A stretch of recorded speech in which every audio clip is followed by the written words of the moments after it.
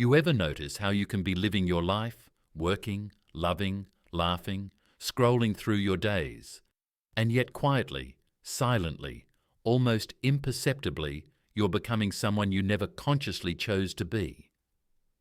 It happens so gradually that you don't even feel the shift.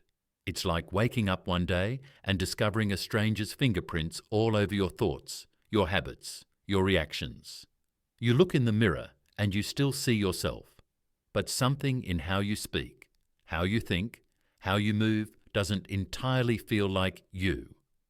That's the strange paradox of being human. You're shaping yourself every day, but you're also being shaped, molded, carved by everything and everyone around you, often without your permission and almost always without your awareness. And maybe you've noticed this in quiet moments, when the noise of the world finally fades and you hear your own mind speaking in a voice that sounds borrowed. Maybe you've caught a glimpse of yourself reacting in a way that doesn't feel natural, snapping too quickly, shrinking too easily, worrying about things that once held no power over you. That's where the tension begins, that subtle whisper inside that asks, "Who am I becoming? And when did it start happening without me noticing?" You feel this question like a soft tug in your chest, familiar, unsettling, irresistible. It pulls you inward, inviting you to examine the invisible forces sculpting your identity every single day. But before you can understand who you're becoming, you have to understand the illusion you've been living in. Because most of us walk through our days half asleep, drifting through routines, responding to people, absorbing emotions, repeating patterns we learned long before we had the language to question them. You go to a family gathering and play the same role you've always played, even if it no longer fits. You sit in a work meeting nodding at ideas you don't fully agree with, mirroring the tone of the people around you because it feels safer than standing out. You enter a room and instantly adjust. Your posture, your voice, your humor, matching the energy around you like a chameleon who forgot what its original color even looked like. You scroll through social media and feel emotions that aren't yours. Someone else's anxiety, someone else's excitement, someone else's outrage, pulled into your body as if your nervous system can't tell the difference between what you've lived and what you've witnessed. You watch how someone argues, and without meaning to, you adopt their sharpness. You listen to someone's cynicism, and suddenly your optimism feels naive. You hear someone you respect minimize their dreams, and suddenly you start shrinking yours. This is how the everyday illusion works. You're living, but you're also absorbing, quietly, unconsciously, effortlessly. You think you're simply observing the world, but in reality, the world is imprinting itself onto you. And if you're not paying attention, those imprints become identities. You become cautious around certain people without knowing why. You start apologizing too quickly because you've spent years around those who punished honesty. You grow uncomfortable with praise because you were raised in environments where attention meant criticism. You flinch at conflict, not because you're weak, but because someone once taught you that anger was dangerous. These invisible instructions become your unspoken rules, guiding your behavior long after the original source has faded from your life. You're not just influenced by the world, you're shaped by it. Shaped by glances, shaped by tone, shaped by silence, shaped by the emotional climate of every room you've ever entered. And the strangest thing is how normal it feels, how natural the imitation becomes. Humans learn through osmosis. Bandura proved that decades ago. You learn not by being told who to be, but by watching who gets punished, who gets praised, whose emotions dominate the room, whose pain gets ignored. You absorb patterns long before you understand them, and so you carry pieces of people you never meant to carry. A parent's fear, a sibling's anger, a friend's sarcasm, a stranger's confidence, a boss's impatience, a partner's insecurities. You think you're building your personality, but you're actually assembling a collage of everyone you've ever observed. And over time, without noticing, you drift away from your original self. You don't realize it's happening until something feels off, until a reaction surprises you, until a decision feels foreign, until you sense that you've been living someone else's script, following rules you never consciously agreed to. And that moment, when you first feel the discomfort, the misalignment, that's where the illusion begins to crack. That's where a deeper awareness starts to emerge. You begin noticing the small ways you edit yourself in conversation. You notice how your laughter adjusts depending on who you're with. You notice how your emotions mirror the loudest person in the room. You notice how your dreams expand or contract based on who's listening. You notice the invisible people you're becoming, people you didn't choose, people you copied unintentionally, people who live inside your reactions even if they're no longer in your life. And as this realization grows, a gentle but unmistakable tension takes hold of you. A quiet unease, a whisper of truth brushing against your awareness. Because once you start noticing the illusion, once you begin seeing the subtle ways you've been shaped, you can never completely go back to sleep. You can't unsee what you've seen. You can't unknow what you now know. You're beginning to wake up, and that awakening will change everything. And then, somewhere in the middle of your ordinary rhythm, between the sound of the kettle boiling and the weight of unread messages, you notice something strange, a crack in the surface of everything you thought was normal, a soft disturbance, like someone gently pulling the curtain aside to let you glimpse the machinery behind the show. Maybe it starts when you watch someone you love say, "I'm fine," but you hear the tension behind their breath and see the exhaustion in their eyes. Or maybe it begins when you catch yourself laughing in a room where you don't feel comfortable, mimicking expressions you don't truly feel, following a script you never consciously agreed to. And for a moment, you see it. How much of you is inherited, borrowed, absorbed unconsciously from the people around you?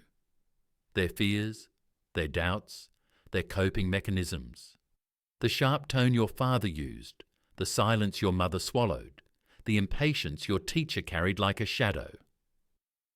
You see that so much of what you call you is something you didn't choose at all, and the realization hits with a quiet force, not loud, but undeniable, that you've been shaped by the invisible weather of your environment, molded not only by love, but by tension, by emptiness, by things that were never spoken yet always felt.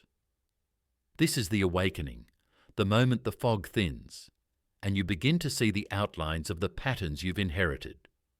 It's strange, almost frightening, because once you notice it, you can't go back to the old blindness.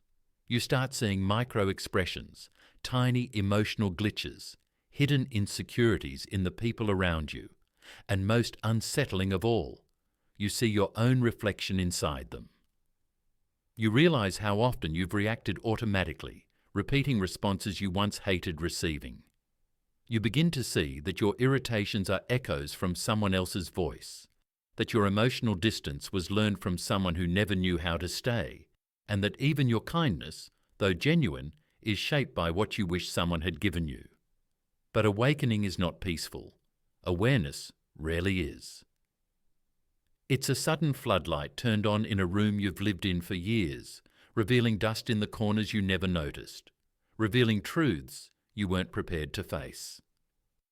It's the moment you realize you've been imitating people who didn't even know they were teaching you.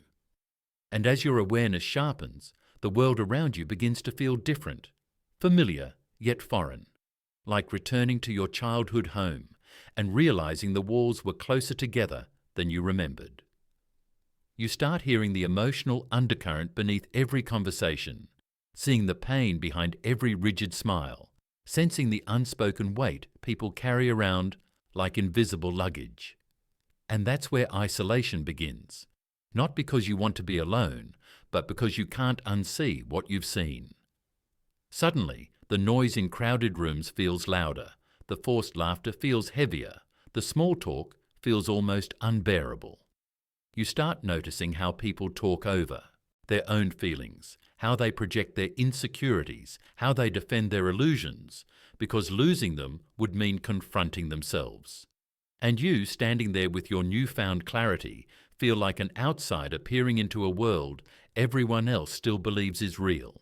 It's not arrogance, it's disorientation. You feel like a radio tuned to a frequency others don't hear. A friend tells you they're busy, but you hear the exhaustion, the fear of disappointing someone. A co-worker snaps at you, but you feel the insecurity trembling beneath their anger. A family member becomes silent, and you recognize the old wound they never learned to name. And while part of you wants to reach out, explain, illuminate, guide, another part of you knows most people aren't ready to acknowledge the patterns shaping them, because you barely were. Awareness becomes a kind of emotional altitude. You can see farther, but fewer people stand beside you. And so loneliness arrives, not as a dramatic event, but as a quiet shift. You begin drifting away from conversations that feel shallow, relationships that feel unconscious, environments where people act without noticing the ripple of their actions. You stop laughing at jokes that come from insecurity. You stop engaging in the pointless battles of ego. You stop pretending you don't see what you see. And ironically, the more you try to stay connected, the more disconnected you feel. You find yourself craving depth in a world built on performances. You become that person who notices too much, who feels the tension in the room before anyone speaks, who senses the rupture in someone's mood before they express it. There's a heaviness in that, an ache you don't know how to put into words. Because how do you explain to someone that you can feel the pain they're hiding? How do you tell someone that you understand why they act the way they do, even when they don't? You become the quiet observer, the one who sees behind masks, the one who hears what people don't say. And this sensitivity, this awareness, creates an invisible distance between you and the world. Not because you're above anyone, but because you're aware of things most people are still running from. And so you walk through life slightly apart, carrying the strange burden of understanding, feeling like you belong everywhere and nowhere at the same time, watching people you love fight battles they don't know they inherited, repeating patterns they don't realize they're copying. You want to help, you want to reach out, but you already sense the truth. Most people will not see what you see until life forces them to. And until then, you stand quietly, holding a perspective that feels both like a gift and a curse. But awareness, as illuminating as it is, brings you to a crossroads where your inner world collides with the world you still have to live in. And this is where the conflict begins, not with others, but within you. Because once you see people's unspoken wounds, their inherited habits, their unconscious reactions, you begin to question your own role. Do you speak up? Do you let them continue? Do you intervene or observe? It becomes an internal tug-of-war between compassion and exhaustion, patience and self-protection, honesty and silence. You notice moments where you could expose the underlying truth in a situation, but you also feel the weight of knowing that even gentle truth can feel like violence to someone who isn't ready for it. You see a friend pushing away the people who care because they're terrified of being abandoned first. You notice a sibling repeating the same self-sabotage pattern they swore they'd escape. You watch someone you love lash out, not because they're angry at you, but because they've never been taught how to sit with their own pain without spilling it onto someone else. And in those moments, your empathy becomes a battlefield. Part of you wants to be the healer, the translator of emotions, the person who bridges misunderstandings before they turn into wounds. Another part of you aches from carrying so much emotional weight that your chest feels heavy even in silent rooms. And so the conflict inside you sharpens. Do you protect your peace or protect their illusion? Do you tell the truth or preserve the relationship? Do you set boundaries or play the familiar role they expect from you? You find yourself rehearsing conversations in your mind you never actually speak aloud. crafting explanations that would make everything clear if only the other person was willing to listen. But deep down, you already sense the truth. Most people don't want clarity. They want comfort. They don't want to understand themselves. They want to maintain the version of themselves they feel safe being. And so your internal conflict grows, stretching you thin, like you're made of threads pulled in opposite directions. You want to stay soft, but not be taken advantage of. You want to be understanding, but not turned into an emotional landfill. You want to be honest, but not become the enemy for simply naming what's real. And this tension, held silently inside you, begins to accumulate until you reach the next stage, the collapse. Not a dramatic breakdown, not some cinematic moment of you falling to your knees under the rain. No, this collapse is quieter, more subtle, more internal. It comes from holding too many truths, too much awareness, too much responsibility that was never meant to be carried alone. The mind becomes like a room with too many windows open. Every emotion, every tension, every unsaid word blowing in like wind you can't shut out.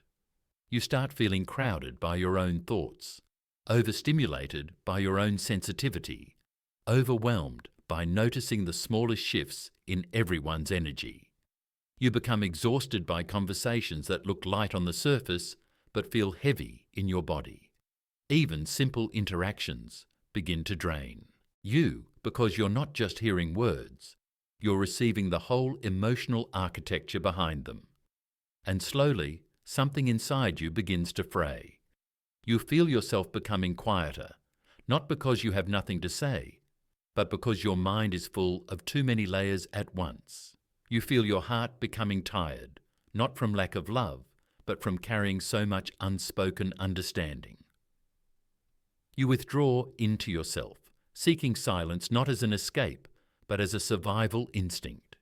You start avoiding certain people, not because they're bad, but because their unconsciousness has become too loud. You stop explaining yourself, because explaining feels like trying to pour your soul into someone who's holding a sieve.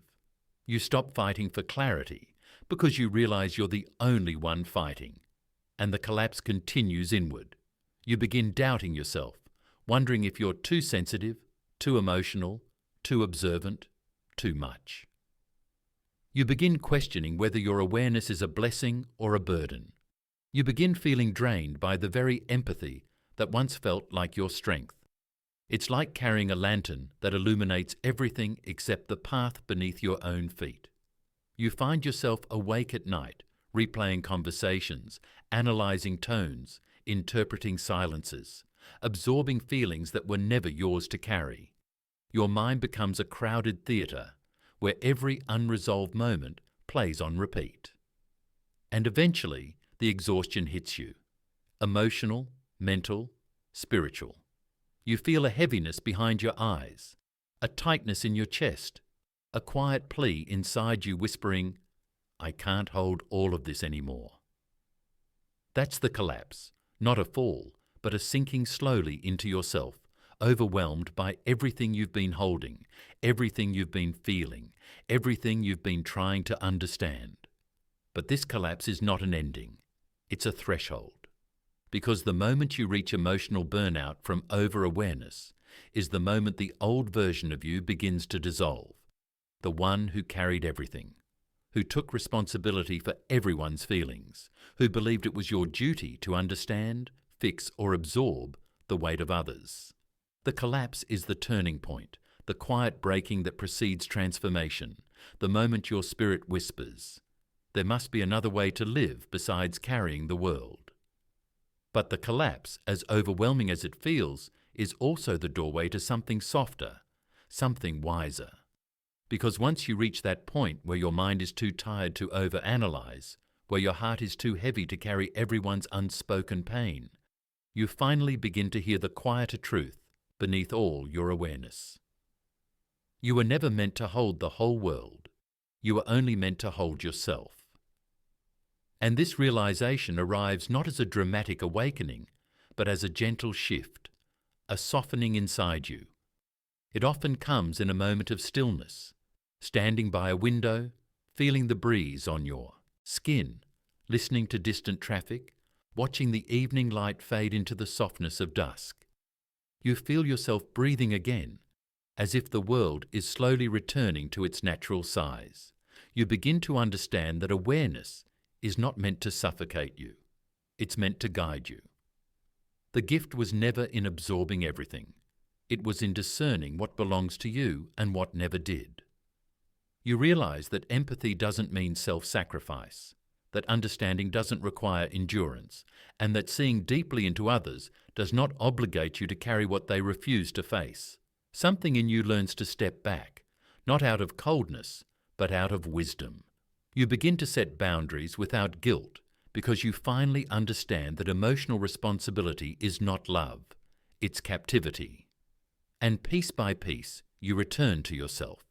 You begin choosing when to be open and when to close the door gently. You begin noticing when someone is projecting onto you and choosing not to absorb it. You begin responding instead of reacting, observing without internalizing, listening without drowning. You begin trusting silence again, not as a retreat, but as a sanctuary. And you learn a truth that feels like a deep exhale. You cannot save people from what they refuse to see. You cannot pull someone out of a pattern they are still convinced is personality. You cannot drag someone into clarity when they are clinging to their illusions for warmth. What you can do, though, is become the example of someone who sees deeply yet remains grounded, someone who feels intensely yet remains centered, someone who cares genuinely yet knows how to protect their peace. And from this new place of wisdom, revelation blooms. You begin recognizing that the people who shaped you, those you copied unconsciously, those who wounded you, those whose patterns seeped into your bones, were not villains in your story. They were mirrors, mirrors showing you the unfinished chapters of their own lives, the emotional languages they never learned to translate, the fears they carried into your world without knowing the damage they left behind. And just as you copied them without realizing it, they too were copying someone else. The wounds passed down, the behaviors repeated, the emotional patterns inherited like shadows from one generation to another. This realization doesn't excuse what hurt you, but it explains it. And in that explanation, something within you loosens. You stop blaming. You stop internalizing. You stop carrying the weight of what was never yours. And this is the revelation. The moment awareness becomes freedom rather than burden. You begin to see your sensitivity as a compass rather than a curse. You begin to see your emotional depth as intelligence rather than weakness. You begin to see your ability to notice what others overlook as a strength meant for connection, not self-destruction. You become someone able to walk in the world with open eyes but a protected heart, someone who understands without absorbing, someone who feels without collapsing. And in this new version of yourself, integration begins. You start living with a gentle clarity that you are allowed to choose who influences you. You are allowed to outgrow patterns. You are allowed to break generational habits. You are allowed to stop copying the people who never learned to heal. You are allowed to rewrite the emotional language you inherited. You are allowed to be different. You are allowed to be whole. And as this truth settles into your bones, you begin moving differently in the world. You no longer walk into rooms scanning for tension because you no longer feel responsible for fixing it. You no longer analyze every silence because you no longer interpret it as a threat. You no longer shrink yourself to fit old roles because you've outgrown the versions of yourself that were built from imitation. Instead, you begin choosing the people who shape you. You begin surrounding yourself with those who are conscious, gentle, aware. You begin gravitating toward those whose presence feels like exhaling. You begin building a life that feels like your own, not a collage of borrowed behaviors. And here finally, you return to the paradox that started your journey. We become the people around us. But once we become aware of this truth, we gain the power to choose who we're becoming. You realize that you are no longer an unconscious mirror reflecting the emotional habits of others. You are a creator, shaping yourself with intention. And this is where the story settles, not with a dramatic conclusion, but with a quiet, grounding truth. You are not the person the world conditioned you to be. You are the person you are consciously choosing to become. And from this moment forward, the invisible influences no longer own you. You see them, you understand them, and because you understand them, you are finally free.